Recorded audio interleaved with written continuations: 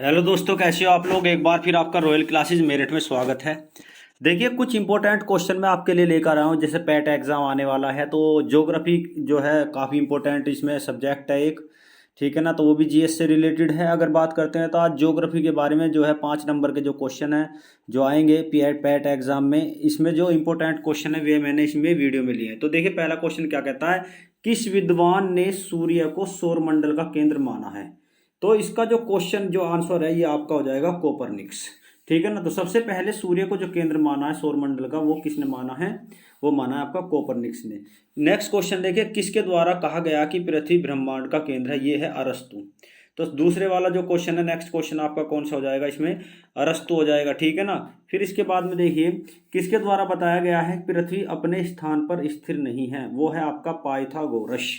ठीक है ना, इसका आंसर हो जाता है पाइथागोरस के द्वारा कहा गया। बुध ग्रह सूर्य की परिक्रमा कितने दिनों में करता है, ये इंपॉर्टेंट क्वेश्चन है। अगर बुध ग्रह की बात करते हैं तो बुध ग्रह जो परिक्रमा करता है वो 88 दिनों में करता है। लेकिन क्या है, यहाँ पर दैनिक तापांतर सबसे अधिक पाया जाता है।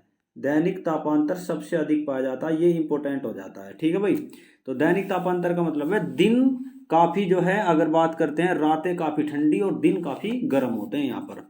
ठीक है ना, नेक्स्ट क्वेश्चन देखिए, गर्म ग्रह किसे कहा जाता है, वेरी इंपॉर्टेंट। गर्म ग्रह की अगर बात करते हैं वो आपका हो जाएगा शुक्र। शुक्र की अगर बात करते हैं तो गर्म ग्रह आपका कौन सा है, इसमें शुक्र है।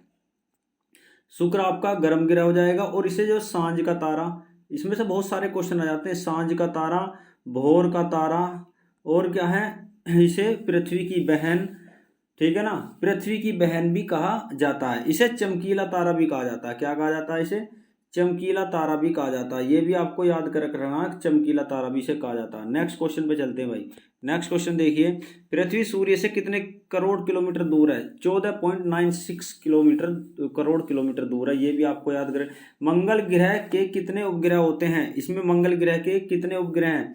इसके उपग्रह की अगर बात करते हैं, एक है आपका डिमोस और एक है आपका फोबोस। दो इसके उपग्रह पाए जाते हैं, डिमोस और फोबोस, ये याद करके रखने हैं आपको।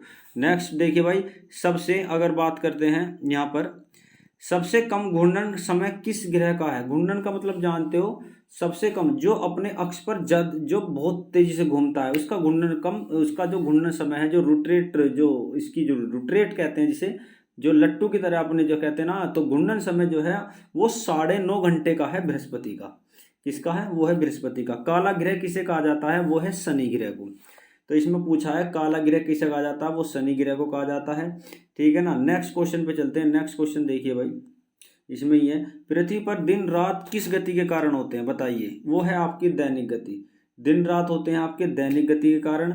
और जो मौसम परिवर्तन जो होता है वो होता है वार्षिक गति के कारण। ठीक है ना, दिन रात जो 24 घंटे में, दिन रात जो होते हैं 24 घंटे, वो होते हैं दैनिक गति के कारण, जिसे हम परिक्रमण गति कहते हैं। और वार्षिक गति को क्या है, अगर बात सॉरी, वार्षिक गति को हम क्या कहते हैं, परिक्रमण कहते हैं। और दैनिक गति को हम क्या कहते हैं, परिभ्रमण कहते हैं। ठीक है भाई, सूर्य का प्रकाश पृथ्वी पर आने में कितना समय लगता है, 8 मिनट 18 सेकंड का समय लगता है। कितना, 8 मिनट 18 सेकंड का समय लगता है। चलिए भाई आगे देखिए, जब पृथ्वी सूर्य के सबसे नजदीक होती है तो वह स्थिति होती है, बताइए, उसे कहते हैं आपको उपसौर। क्या बोलते हैं उसे, बोलेंगे हम उपसौर की स्थिति होती है। दो अक्षांश के बीच की दूरी कितनी है, 111 किलोमीटर। अक्षांश की अगर बात मान लीजिए पृथ्वी है और इसके बीच की ये अक्षांश है, तो इसके बीच की जो दूरी है ये वाली, इसे हम 111 किलोमीटर है। कितनी है, 111 किलोमीटर की होती है। चलिए भाई, एक आपके सामने है, जैसे 15 डिग्री देशांतर पर कितने घंटे का अंतर पाया जाता है, 1 घंटे का अंतर पाया जाता है। कितने घंटे का, 1 घंटे का अंतर पाया जाता है। अमेरिका का समय कितने जोनों में, 7 जोनों में बटा हुआ है। अगर आपसे पूछता है रूस का जो है कितने जोनों में बटा है, तो 9 जोनों में बटा हुआ है। ठीक है भाई, ये भी आपको बता दिया। चलिए भाई, इसमें जो है ज्वार कितने समय बाद आता है, अगर आपसे पूछता है कि ज्वार जो है, ये आपका सामने है, ज्वार कितने समय के बाद, एक होता है भाटा, एक होता है ज्वार। तो ज्वार आता है 6 घंटे और 13 मिनट बाद आता है। ज्वार का मतलब होता है जल का ऊपर चढ़ना। ठीक है, ज्वार का मतलब होता है जल का ऊपर चढ़ना। प्रारंभ में पृथ्वी किस रूप में पाई गई है, वो है गैसीय और तरल रूप में पाई गई है। ठीक है भाई, नेक्स्ट क्वेश्चन पे चलते हैं। नेक्स्ट क्वेश्चन देखिए, कौन सी प्लेट एशिया महाद्वीप और प्रशांत महासागरीय प्लेट के बीच स्थित है, वो है आपकी फिली, क्या नाम है उसका, फिलीपीन प्लेट। फिलीपीन का मतलब जो है फिलीपींस की जो प्लेट है। ठीक है भाई। नेक्स्ट देखिए, विश्व में लगभग कितने सक्रिय ज्वालामुखी हैं? 50 सक्रिय ज्वालामुखी हैं जो हर टाइम क्या कभी भी फट सकते हैं, और कुछ जो है उसमें जो है धुआं आदि जो है उसमें आज भी उद्गार हो रहा है। ठीक है भाई। नेक्स्ट, स्ट्रोम्बोली ज्वालामुखी और एटना ज्वालामुखी किस देश में स्थित हैं? उसका आपका जो है वो हो जाएगा आपका इटली। क्या हो जाएगा? इटली हो जाएगा। देवबंद ज्वालामुखी की स्थिति किस देश में पाई जाती है? वो आपका ईरान हो जाएगा। और कोटोपैक्सी ज्वालामुखी किस देश में पाया जाता है? वो आपका हो जाएगा इक्वेडोर। ठीक है भाई। इसके बाद नेक्स्ट चलिए, किलिमंजारो ज्वालामुखी की स्थिति किस देश में पाई जाती है? उसका हो जाएगा आपका तंजानिया।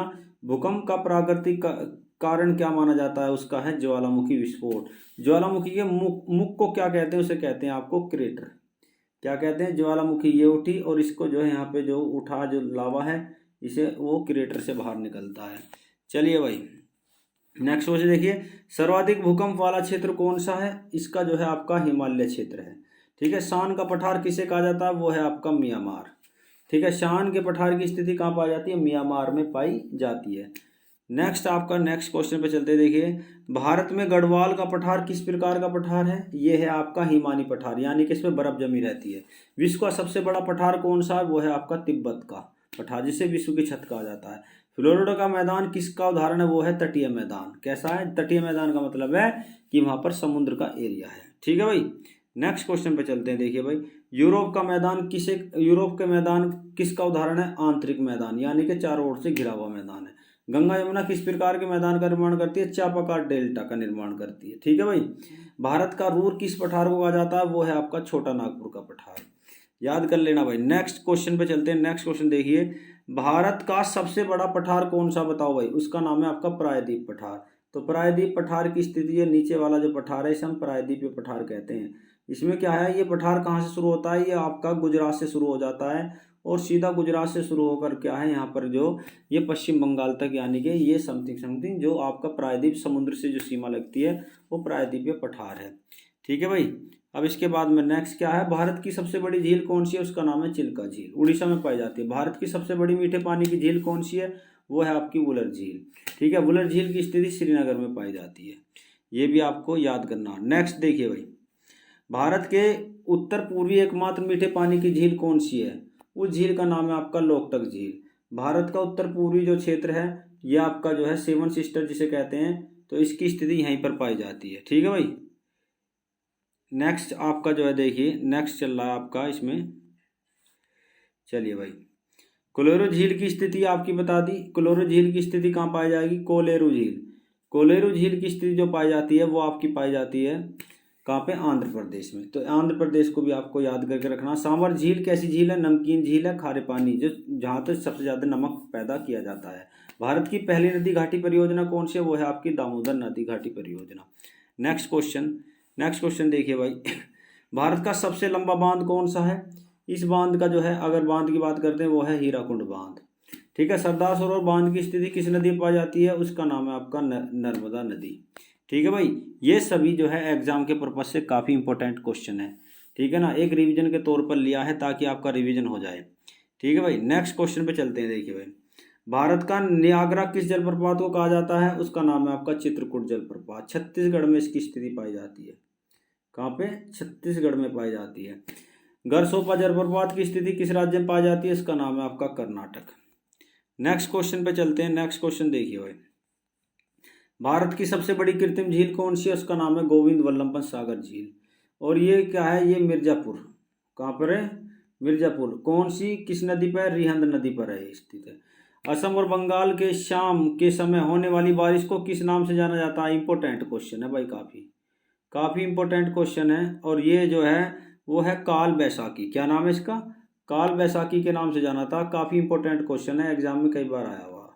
काल बैसाखी का नाम क्या है? नार्वेस्टर। ठीक है भाई, इंपॉर्टेंट क्वेश्चन। चलिए भाई नेक्स्ट क्वेश्चन पे चलते हैं। नेक्स्ट क्वेश्चन देखिए, भारत में मानसून सबसे पहले किस तट पर आता है? वो है मालाबार तट। और मालाबार तट की स्थिति कहाँ पाई जाती है? जिसे हम केरल का तट भी कहते हैं। किसे कहते हैं? केरल का तट भी कहा जाता है। ये भी आपका इंपॉर्टेंट है।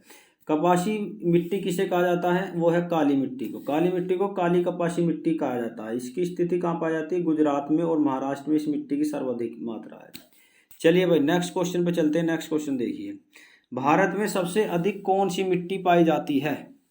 वो है आपका जो है दोमट मिट्टी। कौन सी है? दोमट मिट्टी। मेघालय में किस प्रकार की मिट्टी सबसे अधिक पाई जाती है? उसका नाम है आपका लैटराइट मिट्टी। और लैटराइट मिट्टी की अगर बात करते हैं तो लैटराइट मिट्टी जो है मेघालय में, और इसमें लैटराइट मिट्टी में क्या है, ईंटों के लिए अच्छी मानी जाती है। मेघालय में किस प्रकार की मिट्टी सबसे अधिक पाई जाती है? आपकी लैटराइट हो गई है। भारत के किस राज्य में सबसे अधिक वन पाए जाते हैं? इंपोर्टेंट, मध्य प्रदेश। फूलों की घाटी नंदा देवी कहाँ पर है? उत्तराखंड में, यूके में। कहाँ पे? यूके। मैंग्रोव वन सबसे अधिक किस देश में पाए जाते हैं? वो है आपका भारत, सुंदरबन डेल्टा। ठीक है भाई, सुंदरबन डेल्टा में पाए जाते हैं। नेक्स्ट क्वेश्चन देखिए, भारत की मुख्य सब्जी कौन सी है? उसका नाम है आपका आलू। ठीक है ना। भारत के किस क्षेत्र में सबसे अधिक स्थानांतरित खेती को अपनाया जा रहा है? उत्तर पूर्वी भारत में। उत्तर पूर्वी भारत सेवन सिस्टर्स में क्या स्थानांतरित खेती अपनाई जा रही है। वनों को काटा जाता है और साफ करके क्या फसल की बुआई की जाती है। जब उसमें पैदावार कम होने लगती है तो उसे छोड़कर आगे बढ़ जाते हैं। ठीक है ना। इसके कारण क्या है, अब वनों को काट काट के क्या रेगिस्तान का निर्माण किया जा रहा है। ठीक है ना। चलिए भाई, सतलज नदी भारत के किस दर्रे से प्रवेश करती है? इसका आपका शिपकिला दर्रा। शिपकिला दर्रा की अगर बात करते हैं तो शिपकिला दर्रे की स्थिति जो पाई जाती है वो पाई जाती है हिमाचल प्रदेश में। कर्णप्रयाग एक इंपॉर्टेंट है। कर्णप्रयाग में कौन कौन सी? पिंडार नदी और अलकनंदा नदी मिलती है। चलिए भाई, नेक्स्ट क्वेश्चन, गंडक नदी गंगा में किस स्थान पर मिलती है? उसका नाम है आपका पटना। ब्रह्मपुत्र नदी को बांग्लादेश में किस नाम से? जमुना के नाम से जाना जाता है। ये भी आपको याद करके रखना है भाई। चलिए भाई नेक्स्ट, रामेश्वर द्वीप की स्थिति कहाँ पाई जाती है? वो है आपकी मन्नार की खाड़ी में। ठीक है भाई। एपीजे अब्दुल कलाम द्वीप की स्थिति कहाँ पाई जाती है? उड़ीसा में। ठीक है ना। इससे पहले अगर बात करते हैं तो इसका पहला नाम था व्हीलर द्वीप, और इससे क्या मिसाइलों का प्रक्षेपण किया जाता है। क्या किया जाता है? मिसाइलों का। किस राजमार्ग को प्रायद्वीप भारत की जीवन रेखा कहा जाता है? वेरी इंपॉर्टेंट क्वेश्चन है भाई। प्रायद्वीप भारत की जीवन रेखा वो है NH7। रेलवे बोर्ड की स्थापना कब हुई? 1905 में।